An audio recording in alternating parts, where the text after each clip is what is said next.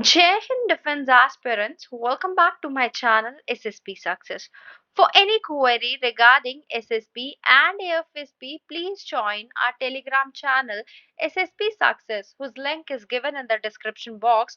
And for any updates regarding SSP and AFSP, do subscribe our YouTube channel SSP Success. So today we are going to cover an important topic that was in news, and that is related to crypto awareness campaign. It is very important for group discussion and lecture point of view. So let's get started.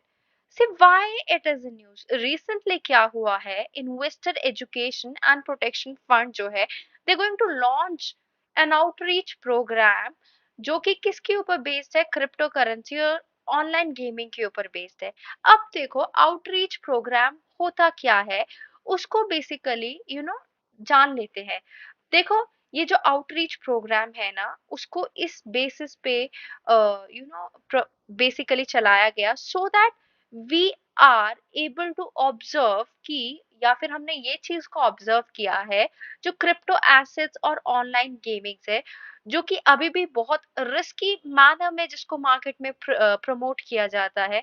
जबकि हम ये भी देख सकते हैं कि recent turmoil होने के बावजूद इस प्रोग्राम के through what we are going to do, हम पोटेंशियल इन्वेस्टर्स को जो है हेल्प करेंगे थॉरली एजुकेट करने में, जिससे पहले लाइक उनके डिसीजन लेने से पहले, सो दैट उनके लिए क्रिप्टो करेंसी में इन्वेस्ट करना कॉम्प्लेक्स और रिस्की ना रहे. आईईएफ पीएफ की बात करें, दैट इज बीइंग मैनेज्ड. ये जो हमारा क्रिप्टो करेंसीज है ना, ये आईईपीएफ अथॉरिटी के द्वारा मैनेज किया जाता है, जिसको सेटअप किया था कब 2016 में under the provision okay of the companies act 2013.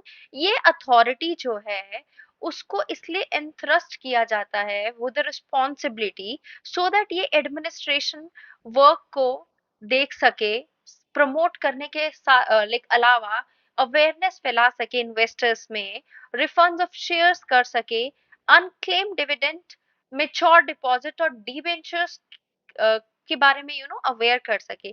जो इन्वेस्टमेंट एजुकेशन है ना, उसके पर्सपेक्टिव से आइडिया ये है कि हर एक हाउस होल्ड इन्वेस्टर्स तक इंफॉर्मेशन पहुंचे, whether it's a house wife, professionals, rural में हो या फिर अर्बन में हो, और उनको बेसिक बताए.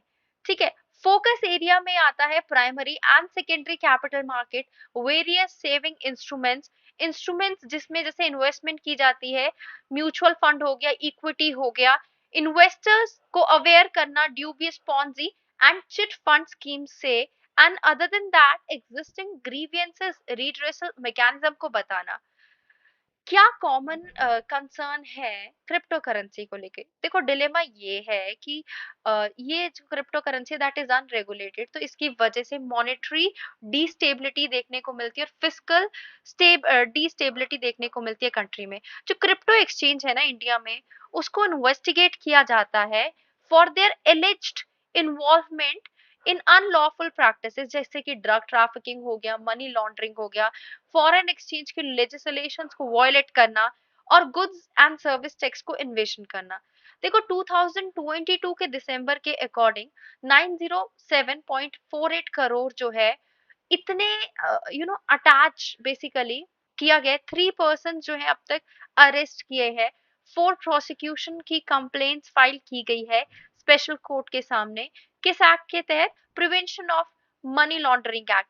पब्लिक नेचर जो है ना इन ब्लॉकचेन का, उसकी वजह से क्रिप्टो को एक पुअर चॉइस ऑफ माना जाता है फॉर मनी लॉन्ड्रिंग, बिकॉज ये लॉ एनफोर्समेंट जो है अलाउ करते हैं इनको टू अनकवर और ट्रेस मनी लॉन्ड्रिंग फार इजियर देन कैश ट्रांजैक्शन.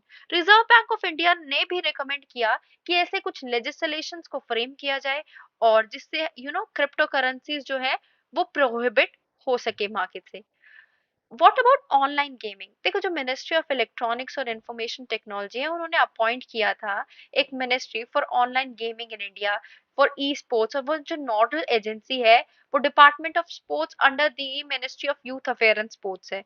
देखो एक प्रपोज फ्रेमवर्क जो है दिया गया था for central regulation by ministry of electronics and information technology that is expected to address issue जो कि इस सेक्टर के लोग अभी फेस कर रहे हैं।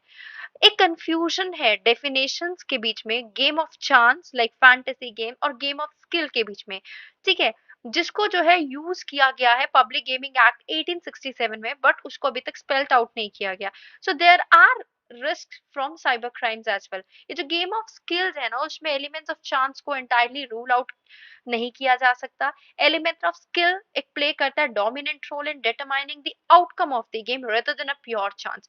As per the several rulings जो कि सुप्रीम कोर्ट और हाई कोर्ट के द्वारा दी गई है, उन्होंने क्लियरली एस्टैब्लिश किया है कि गेम्स ऑफ स्किल को एक लेजिटिमेट बिजनेस एक्टिविटी बनाया गया है which is protected under article 19(1) of the Indian Constitution।